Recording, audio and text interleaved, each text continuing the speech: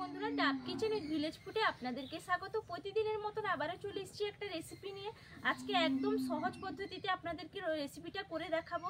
একদম বাড়িতে থাকা সামগ্রী জিনিস দিয়ে কিন্তু একবারে সহজ করে রেসিপিটা করব। আর যারা খেতে চান না তো একদম চেটে পুটে চেয়ে চেয়ে কিন্তু খাবেন। আজকে রান্না করব সজনে শাক। আপনাদেরকে অনেক রকম রেসিপি করে সজনে শাক দেখিয়েছি, আজকে একদম ভিন্ন স্বাদের একটা রেসিপি করে আপনাদেরকে দেখাবো। অবশ্যই কিন্তু ভালো লাগবে আর আপনারা পুরো রেসিপিটা দেখতে থাকুন। আজকে একদম গাছের টাটকা সজনে শাক কিন্তু পেড়ে নেব। একটা দাউলি নিয়েছি, একদম অনেক উঁচু গাছটা, সেখান থেকেই কিন্তু আমি পেড়ে নেব। অনেক উঁচু, এখান থেকেই কেটে নিতে হবে। অনেক উঁচু গাছটা, এখান থেকে একটা ডালা কেটে নেব।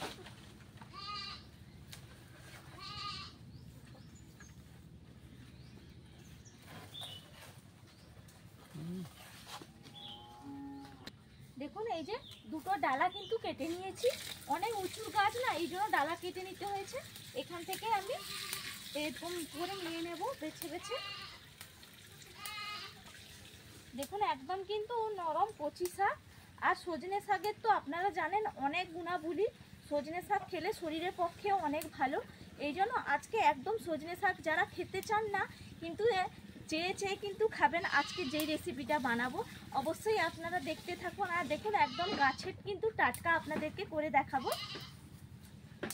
দেখুন এরপর আমি রান্নার জায়গায় চলে যাব। এগুলো একটু ভালো করে আগে কিন্তু ধুয়ে নিতে হবে, তারপরে পাতাগুলো ঝরিয়ে নেব। চলে যাব রান্নার জায়গায়। শাকগুলো ভালো করে আমি ধুয়ে নিয়েছি, এরপর আমি এগুলো ছাড়িয়ে নেব। দেখুন এখানে টান দিলে কিন্তু এইভাবে কিন্তু উঠে আসছে। এইভাবে কিন্তু করে আমি প্রত্যেকটা ভালো করে ছাড়িয়ে নেব। এইভাবে দেখুন টান দিতে কিন্তু শাকগুলো এরকম ভাবে করে নিতে হবে। কাটার দরকার নেই, ভালো করে ধুয়ে নিয়েছি আর আলাদা করে ধোয়ারও দরকার নেই। দেখুন শাকগুলো কিন্তু এক ঝুড়ি হয়ে গেছে। এতটা হয়েছে কিন্তু কড়াইতে দেওয়ার পর একদম কমে যাবে। এই একদম রেডি করে নিয়েছি। এরপর আমি গ্যাসটা ধরিয়ে চলে যাব কি করে রান্নাটা করব, আপনারা দেখতে থাকুন। গ্যাসটা ধরিয়ে কড়াইটা চাপিয়ে দিয়েছি। কড়াইটাও গরম হয়ে গেছে। কড়াইয়ের মধ্যে আমি দিয়ে দিচ্ছি পরিমাণ অনুযায়ী সরষের তেল দিয়ে দিলাম। তেলটাও ভালো করে আমি গরম করে নেব। তেলটা গরম হয়ে গেছে। আমি এখানে বড়ি নিয়েছি, বড়িগুলো আমি প্রথম ভেজে নেব।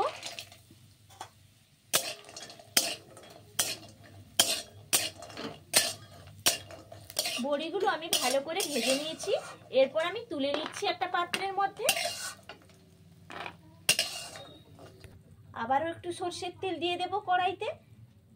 কড়াইতে সরষের তেলটা দিয়ে দিয়েছি, গরমও হয়ে গেছে সরষের তেলটা। এরপর আমি শুকনো লঙ্কা নিয়েছি, শুকনো লঙ্কাগুলো আমি ভালো করে ভেজে নেব। আর সঙ্গে একটু দিয়ে দেব 1 চিমটে মতো লবণ দিয়ে দেব, তাহলে লঙ্কাগুলো একদম করকরে হবে। দিয়ে ভালো করে আমি নাড়িয়ে নেব। শুকনো লঙ্কাগুলো একটু লাল লাল করে কিন্তু ভেজে নিতে হবে। এরপর আমি তুলে নিচ্ছি।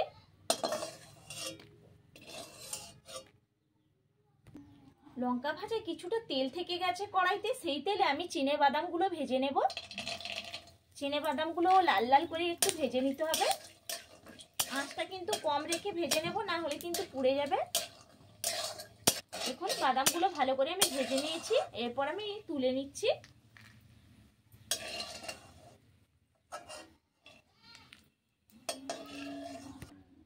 এরপর আমি ভেজে নিব নারকোল কুচি। নারকোলটাও ভালো করে একটু ভেজে নিতে হবে। দেখুন নারকোলগুলো আমি ভালো করে ভেজে নিয়েছি। গ্যাসের আঁচটা কিন্তু একদম কম রেখে ভেজে নিয়েছি। এরপর তুলে নিচ্ছি। এরপর আবারও আমি কড়াইতে দিয়ে দিচ্ছি তেল, দিয়ে দিলাম সরষের তেল। এরপর আলু কেটে রেখেছি, ডুমডুম করে আলুগুলো কেটে নিয়েছি। এরপর আলুগুলো জল থেকে তুলে আমি দিয়ে দেব কড়াইতে।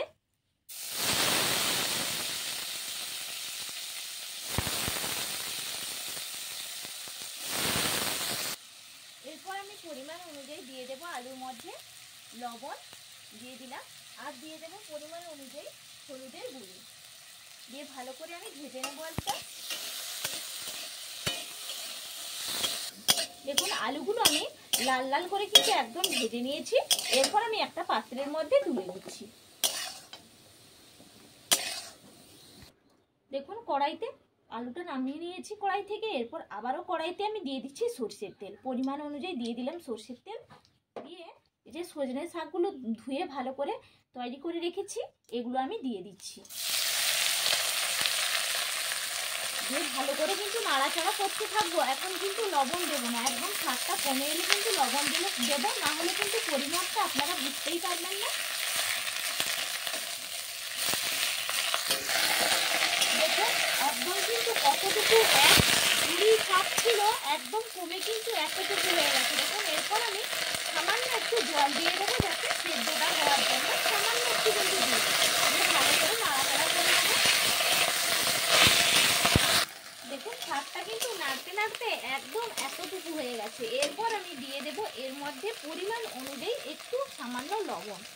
আগে থেকে দিলে কিন্তু পরিমাণটা বুঝতে পারবেন না, এই জন্য কমে গেলে শাকটা কিন্তু লবণটা দেবেন। এরপর আমি দিয়ে দেবো একটু সামান্য চিনি, পরিমাণ অনুযায়ী একটু দিয়ে দিলাম চিনি। দিয়ে ভালো করে নাড়িয়ে নেব।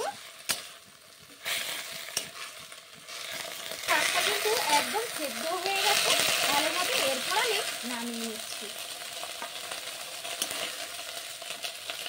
দেখুন শাকটা নামিয়ে নিয়েছি।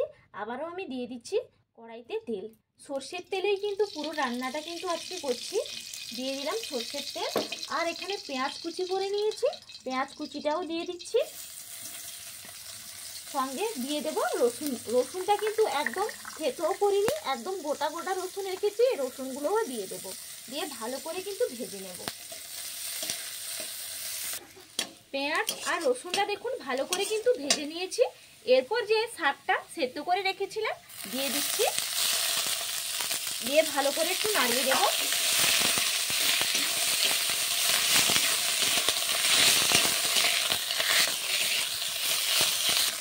দেখুন এইখানে যে শুকনো লঙ্কাটা আগে যে ভেজে রেখেছিলাম, শুকনো লঙ্কাটা হাত দিয়ে আমি এরকম ভাবে ভেজে নিয়েছি।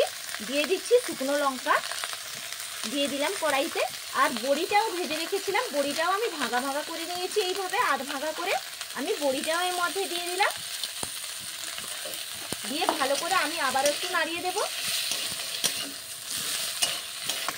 দেখুন বড়িটার সঙ্গে ভালো করে নাড়িয়ে দিতে কতটা সুন্দর দেখতে লাগছে। যারা কিন্তু খেতে চান না সজনে শাক, একদম চেটে পুটে কিন্তু চেয়ে চেয়েই খাবেন এই রেসিপিটা যদি করা হয়। এরকম ভাবে যদি আপনারা বাড়িতে করেন তো এক পদ দিয়ে কিন্তু এক থালা ভাত কিন্তু এক নিমিষেই শেষ। যদি শুধু ভাতও না, যদি গরম গরম, আমাদের গ্রামের দিকে তো পান্তা ভাতও হয়, গরম গরম পান্তা ভাতের সঙ্গেও কিন্তু অসাধারণ লাগবে। এইভাবে দেখুন বড়ির সঙ্গে ভালো করে মিশিয়ে নিয়েছি। এরপর যে আলুটা ভেজে রেখেছিলাম আলুটা আমি দিয়ে দিলাম। দিয়ে আলুর সঙ্গে ভালো করে আমি আবারও একটু নাড়িয়ে নেব। খুব ভালো করে আলুর সঙ্গেও মিশিয়ে নিয়েছি। এরপর চিনেবাদামটা যে ভেজে রেখেছিলাম দিয়ে দিচ্ছি ওপর থেকে চিনেবাদাম। আর দিয়ে দেব নারকোল কুচিটা যে ভেজে রেখেছিলাম, নারকোল কুচিটা দিয়ে দিলাম। দিয়ে আমি ভালো করে নাড়িয়ে নেব। সব কিছু একসঙ্গে মিশে গেছে আর খেতে কিন্তু অসম্ভব সুন্দর লাগবে। দেখুন কতটা লোভনীয় হয়েছে, আপনারা দেখেই কিন্তু বুঝতেই পারছেন। আর যেসব বন্ধুরা এতক্ষণ পর্যন্ত রেসিপিটা দেখেছেন প্রথম থেকে শেষ পর্যন্ত, তাদেরকে অসংখ্যভাবে ধন্যবাদ আমার তরফ থেকে। একদম কিন্তু আজকে সজনে শাকের রেসিপিটা একদম রেডি হয়ে গেছে। এরপর আমি নামানোর আগে সামান্য 1 চামচ কিন্তু এখানে আমি দিয়ে দেব ঘি। আপনারা চাইলে দিতেও পারেন, নাও দিতে পারেন, এটা সম্পূর্ণ অপশনাল, কিন্তু ঘিটা দিলে অসম্ভব সুন্দর আরও স্বাদটা বাড়িয়ে দেবে। একদম কিন্তু ঘিটা দিয়ে আবার একটু নাড়িয়ে দিচ্ছি। একদম রেডি হয়ে গেল আজকে সজনে শাকের ভাজা। এইভাবে করে নেবেন, খেতে অসম্ভব সুন্দর লাগবে। একদম সজনে শাকের ভাজা আপনাদেরকে পুরো রেসিপিটা দেখালাম। আর সঙ্গে কিন্তু আজকে পান্তা ভাত একদম কিন্তু জমিয়ে খাওয়া হবে। আর সঙ্গে একটু আছে লেবু, এটা সকালেই রান্না করেছিলাম, সেইটা ভাতে জল ঢালা। এই যে এইটার সঙ্গে লেবু দিয়ে খেলে কিন্তু ভালোই লাগে। লেবু একবারে চিপড়িয়ে এরকম করে, বাস এরকম লেবু চিপড়িয়ে, আর একবারে ইউনিক পদ্ধতিতে, একবারে নতুন পদ্ধতিতে সজনে শাকটা ভাজা হয়েছে, কিন্তু অসাধারণ একটা রেসিপি। যারা এমনি সজনে শাক ভাজা খেতে চান না, এইভাবে একটু বানিয়ে দেখুন প্লিজ, অসম্ভব সুন্দর। আলু বড়ি নারকেল কুচা মুখে পড়ছে, গরম ভাতে জল ঢেলে হেভি লাগছে, খাবার মজাটাই আলাদা। এইভাবে অবশ্যই রেসিপিটা বানাবেন। আর ভালো লাগলে অবশ্যই আমার চ্যানেলটা সাবস্ক্রাইব করবেন। আর অবশ্যই বন্ধুরা ফুল ওয়াচ করে ভিডিওটা দেখবেন, আশা করি আপনাদেরকে ভালো লাগবে। আর আপনারা সবাই সুস্থ থাকবেন, ভালো থাকবেন। আবার আপনাদের সঙ্গে আমার পরের ভিডিওতে দেখা হবে। টাটা।